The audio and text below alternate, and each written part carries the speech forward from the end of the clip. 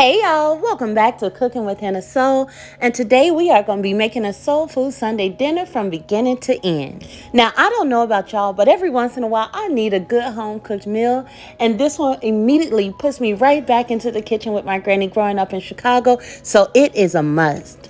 So we're going to jump right in, and the first thing we're going to do is start by cleaning our chicken properly. If y'all are not cleaning your chicken, don't invite me over for dinner, okay? So we're going to go ahead and just add our chicken to a bowl of cold water, add some vinegar and lemons. And those lemons, we're just going to take them and rub the outside of the chicken, turn and remove some of that extra sliminess that tends to be on chicken. As you can see, I am using all dark meat, but please feel free to use whatever pieces of chicken you prefer. But because I am, and I'm using chicken thighs, they tend to be a little too fatty for me, so I'm going to also go ahead and remove some of that excess fat because it's really not needed. Now, once you're done, your chicken should feel so much different from the way that it started. Some of that sliminess should be gone and it should look really good, and then we're going to go ahead and season it up. Now, to refrain from messing up and telling y'all something that's really not in this recipe, I am just going to list the recipe, the full details in the description box. But I do have to tell you this. I added my seasoning and added some sofrito that I made from scratch. And it gives it the extra layer of flavor that amps it up and makes it, ooh, chef's kiss.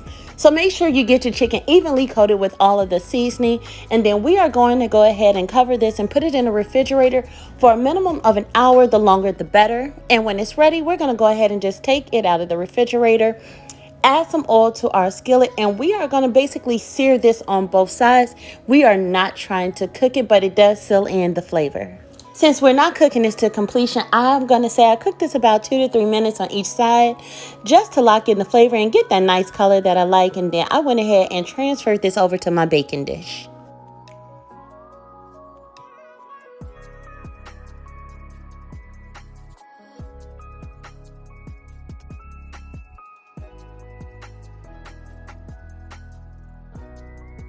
Once all of your chicken is done and you finish cooking it in batches and placing it in your baking dish, we are going to take 1 full onion, thinly sliced, add it to that same skillet, and we are going to cook them down. We're not trying to overcook them. We're going to cook them till they're a little translucent. This is going to be the base before we start our gravy.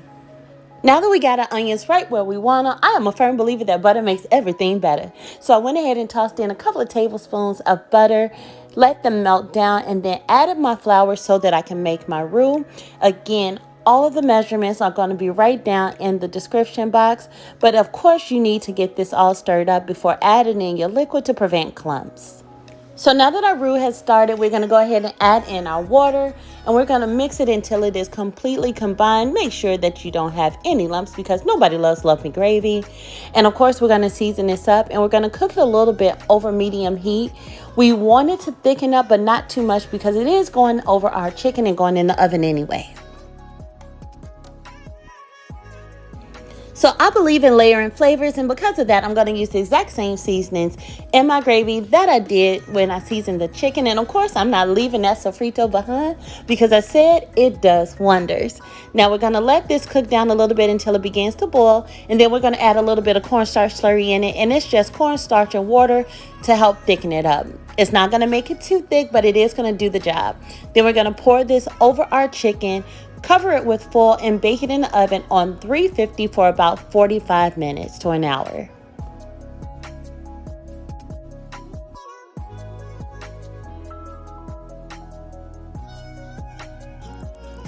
Next, let's move right on over to our candied yams. We are just going to be slicing those off the ends, and then because I like to make mine into like little chunks, we're going to go ahead and slice these probably about 1/4 inch thick, and then we're going to go ahead and slice them into 4s out of each piece. And I'm only using 2 because there's not many of us, but if you're cooking for more people, obviously just use more.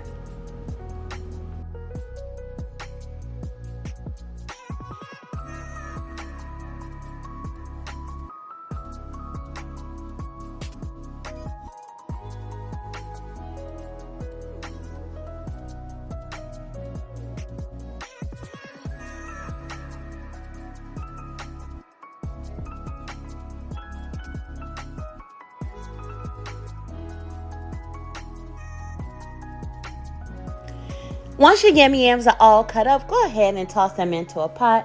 Now, yams definitely make their own water, but I do add a very thin layer because it helps stretches my glaze and it helps the steam process, and it's just what works best for me, but you can omit that step. And then I'm using the best butter in the world, Kerrygold. We're using about 6 tablespoons, and then we're adding in our brown sugar, our regular white sugar, cinnamon, and vanilla extract. Now, I do not like the taste of nutmeg, but this is where you would add it in as well. Throw a lid on top of it, cook it on low, and let it cook for about 30 to 45 minutes. Next up in our Sunday dinner is my favorite, collard greens. Now, when I was young, y'all, this is the part I hated the most. When my grandmother used to pull these bags of greens out and tell us to pick them, I used to be like, why? But now it is absolutely therapeutic for me, maybe because it makes me feel closer to her.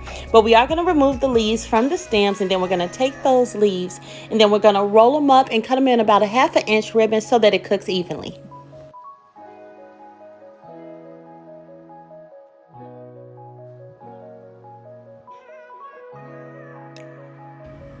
So once your greens are all cut up, of course we got to clean them because my grandmother would kill me otherwise. But we do want to make sure all of that dirt and grit that tends to be on them gets off. So I just rinse them in cold water, add it to a bowl with some more cold water and vinegar, and let them soak for a little bit. And then I do rinse them until the water runs clear, and that does the job. Then we're going to start with our base. Now, I use nothing but smoked turkey, but you use whatever smoked meat you like. Add in some diced red bell peppers, some onions, and let it cook down a little bit before adding my greens in. And then I just go ahead and cover them and let them cook over medium heat for about an hour. Then I give them a good little check. If they're still not ready, depending on how much you're cooking, go ahead and add maybe another 15 minutes to the cook time. But I definitely wait until the end to season them. Next up on the list is none other than our cornbread muffins. And now, I don't care what nobody say, but Jiffy makes some good cornbread, y'all. Plus, I didn't have any cornmeal on hand, so we went ahead and did a little bit of a hack. I did add some extra ingredients to give it its own little flair. But again, all the ingredients will be listed below. But in case you do want to make your own cornbread, I have an amazing cornbread recipe in my cookbook, So Holidays and Gourmet Parsley, which is right on my website at shophannahso.com. The link will be below in the description box as well.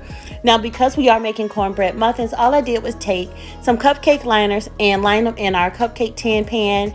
And I filled it about, I want to say just a little bit over half, because you don't want to do too much and cause them to overflow. That's not what we're going for. Once they're all filled, go ahead and throw them in the oven, and y'all just follow the instructions on the back of the box. I think it was 375, and I cooked them for about 20 minutes, 25 minutes. Last but not least, the star of the show for me is our 7 cheese baked mac. So of course you bring your water to the boil and cook your noodles until they're al dente. And then I make a roux for my macaroni and cheese sauce. So you're just taking your butter and flour, bringing them together, simmering them, and then adding in your milk and heavy cream, bringing it until it begins to simmer. Once you see those bubbles in the middle of your mixture, that's when you know it's time to go ahead and add in your cheeses. Now, I had some Fiesta blends, some cheddar, some Monterey Jack, some Colby, mozzarella, sharp cheddar, and Gouda. Get that all combined, toss in your seasonings, and then you're just going to go ahead and mix in your noodles.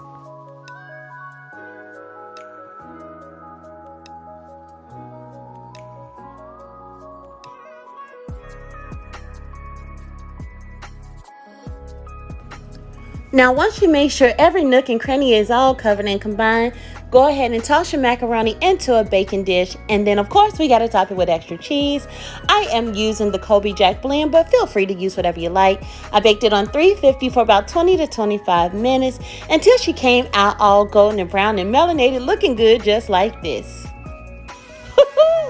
Y'all know that looked good. Now, I hope that you guys enjoyed. This was my Soul Food Sunday dinner. Nothing beats it after a long week and to have some good time with family.